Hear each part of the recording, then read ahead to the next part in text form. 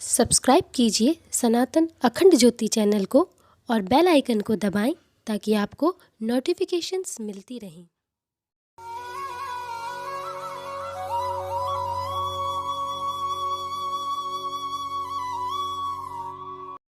राधे राधे, जय महाकाल। सनातन अखंड ज्योति चैनल में आप सभी का स्वागत है। आज हम इस्कॉन के संस्थापक भक्ति वेदांत स्वामी श्री शील प्रभुपाद व गुरुदेव युग ऋषि पंडित श्री राम शर्मा आचार्य जी की भेंट वार्ता पर चर्चा करेंगे। उन दिनों भक्ति वेदांत स्वामी शील प्रभुपाद जी श्रीमद् भागवत महापुराण के अंग्रेजी अनुवाद के कार्य में लगे हुए थे, जिसके साथ साथ वह एक पत्रिका भी प्रकाशित कर रहे थे जिसका नाम था बैक टू गॉड हेड। यह पत्रिका दिल्ली से छपकर प्रकाशित होती थी। इसके लिए शील प्रभुपाद जी को रोज वृंदावन से दिल्ली आना पड़ता था। वे सुबह की ट्रेन पकड़ते और लगभग 11 बजे दिल्ली पहुंचते। दिल्ली पहुंचकर सारा दिन वे छपाई के काम को देखते और उसके बाद शाम तक फिर से ट्रेन पकड़कर वृंदावन वापस चले जाते। इस प्रकार आने जाने में उन्हें बहुत सारा समय लग जाता था। उचित तो यह था कि प्रभुपाद जी को दिल्ली में ही रहकर पत्रिका का कार्य देखना चाहिए था, किंतु शील प्रभुपाद जी वृंदावन छोड़ने को तैयार ही नहीं थे। श्री कृष्ण की भक्ति का परचम पश्चिमी देशों में फहराने वाले और विदेशी लोगों को नाम संकीर्तन में डुबाने वाले इस सन्यासी को अविराम संघर्ष करना पड़ता था। गृहस्थ आश्रम में अभय चरण नाम के इस महापुरुष को उनके मार्गदर्शक सत्ता ने संन्यास का मार्ग ग्रहण करने का निर्देश दिया था। इनकी वैष्णव दीक्षा गौड़ीय संप्रदाय के महान संत भक्ति सिद्धांत सरस्वती जी महाराज से हुई थी। प्रभुपाद जी को अक्सर एक सपना आता था, जिस सपने में उन्हें उनके गुरुदेव सदैव संन्यास ग्रहण करने का आदेश देते थे। उस समय तक अभय चरण का अपने गुरु से साक्षात्कार नहीं हुआ था। बाद में कलकत्ता में उनके गुरुदेव से भेंट हुई। उस समय भी उनके गुरुजी ने उन्हें संन्यास के लिए ही कहा और साथ में यह आदेश भी दिया कि आपको पश्चिमी देशों में जाकर श्री कृष्ण भक्ति का ऐसा प्रचार करना है जो सदियों तक चलता रहे और जो ये सभ्यता ये लोग सदियों तक याद रखें। 50 वर्ष की आयु में वे श्रीमद् भागवत के अंग्रेजी अनुवाद के कार्य में जुटे थे। अपने गुरुदेव के संदेश को अंग्रेजी पढ़ने लिखने वाले लोगों तक पहुंचाने के लिए वे बैक टू गॉड हेड नाम की पत्रिका के प्रकाशन पर भी काम कर रहे थे। जिस उपयुक्त समय के बारे में उनके गुरुदेव ने उनसे कहा था, उसका बोध भी उन्होंने ही कराया था। एक समय पूज्य गुरुदेव युग ऋषि पंडित श्री राम शर्मा आचार्य जी से एक शिष्य ने शील प्रभुपाद की चर्चा छेड़ी। वे शील प्रभुपाद का परिचय गुरुदेव को करा रहे थे, क्योंकि गुरुदेव पहले से ही शील प्रभुपाद से परिचित थे। गुरुदेव की शील प्रभुपाद से पहले भी कई बार भेंट हुई थी। आइए अब उसी की चर्चा करते हैं। गुरुदेव ने बताया कि जब स्वामी जी की उनसे भेंट हुई तो उन्होंने उनसे अखंड ज्योति पत्रिका के प्रकाशन और उसकी व्यवस्था के बारे में पूछा।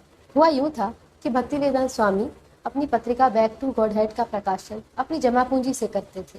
वे पत्रिका छपवाने के लिए दिल्ली आते और जब पत्रिका छप जाती तो उसे भक्तों में बांट देते थे।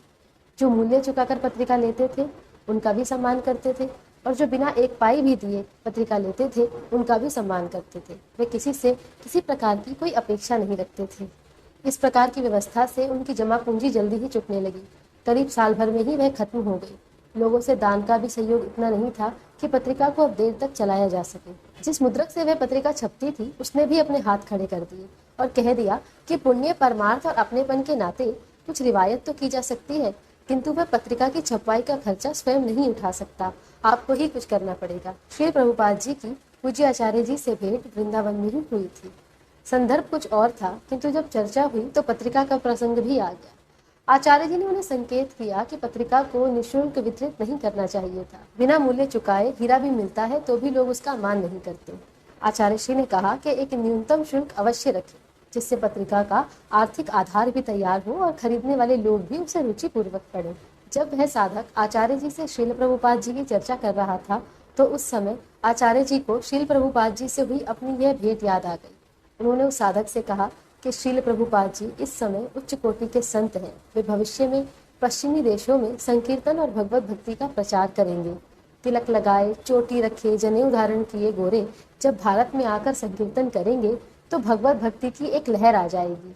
भक्ति भाव का सागर लोगों के हृदय में उमड़ पड़ेगा और ये लहर सदियों तक इसी प्रकार अविरल चलती रहेगी। शील प्रभुपाद और आचार्य जी में निरंतर संपर्क बना रहता था। कुछ समय बाद शील प्रभुपाद जी वृंदावन में एक कोठरी में रहना छोड़कर राधा दामोदर मंदिर में वास करने लगे। उन्होंने विचार किया कि एक सन्यासी को किसी घर या मकान में रहने के बजाय किसी आश्रम या मंदिर में ही निवास करना चाहिए।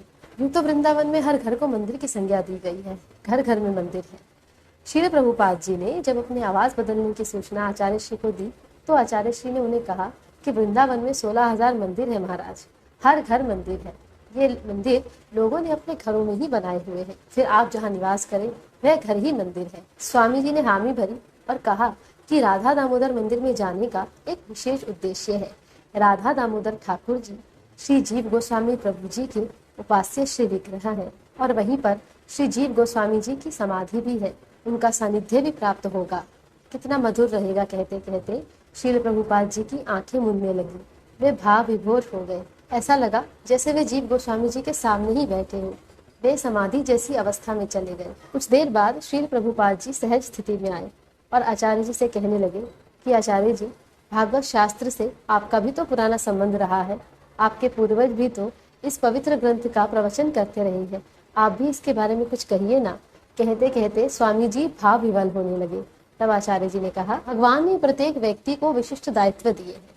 जिस शास्त्र के व्याख्या विस्तार की आज्ञा आपके गुरुदेव ने दी है, उसी शास्त्र के बीज मंत्र की आराधना हम लोग कर रहे हैं।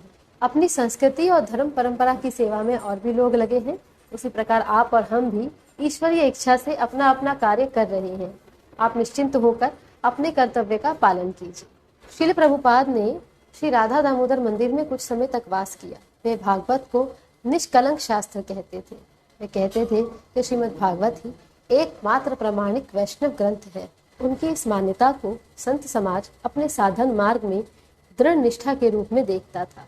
स्वामी जी श्रीमद् भागवत की किसी नई योजना पर लिखने का कार्य नहीं कर रहे थे, अपितु उनका उद्देश्य पूर्ववर्ती वैष्णवाचार्यों की लिखी व्याख्या का समन्वय करके उसका अंग्रेजी अनुवादन करना था।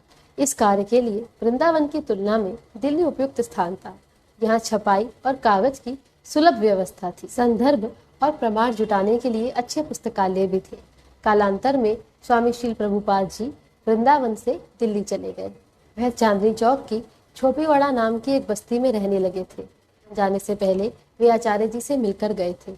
उनके बीच अपनी आगामी योजनाओं को लेकर बहुत सारी चर्चा हुई थी। शील प्रभुपाद जी वृंदावन भी आते जाते रहते थे, किंतु उनका ज्यादातर समय दिल्ली में ही बीत रहा था। जब भी शील प्रभुपाद जी वृंदावन आते तो राधा दामोदर मंदिर में ही निवास करते थे। जब भी आचार्य जी को ये पता चलता था कि शील प्रभुपाद जी वृंदावन आए हैं, तो आचार्य जी मथुरा से राधा दामोदर मंदिर आते और शील प्रभुपाद जी से मिलते। वहाँ ठाकुर राधा दामोदर जी के दर्शन करते और साथ साथ चैतन्य महाप्रभु द्वारा भेजे गए भक्त गोस्वामी गणों की समाधि का भी दर्शन करते थे, जिनमें जीव गोस्वामी जी, सनातन गोस्वामी जी और आदि भक्तों की समाधि का दर्शन कर एक सूक्ष्म दिव्य अनुभूति को प्राप्त करते थे।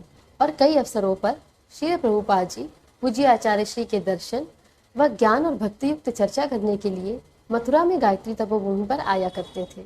यह राधा दामोदर मंदिर आज भी वृंदावन में विराजमान है। इस स्थान का दर्शन करके आप सभी भक्ति रस के आनंद का लाभ उठा सकते हैं। जहाँ स्वयं राधा दामोदर ठाकुर जी विराजमान है, जहाँ ब्रज के दिव्य संतों की समाधियाँ हैं, जिस स्थान का दर्शन करने स्वयं परम पूज्य गुरुदेव जाया करते थे, उस स्थान का क्या महत्व है यह कहने की आवश्यकता नहीं है। तो जब भी अब आप वृंदावन जाएं तो राधा दामोदर मंदिर के दर्शन अवश्य करें। हमारा यह वीडियो आपको कैसा लगा कमेंट करके अवश्य बताएं और आपके अपने चैनल सनातन अखंड ज्योति को सब्सक्राइब करें। जय महाकाल, जय गुरुदेव, जय श्री राधे कृष्ण।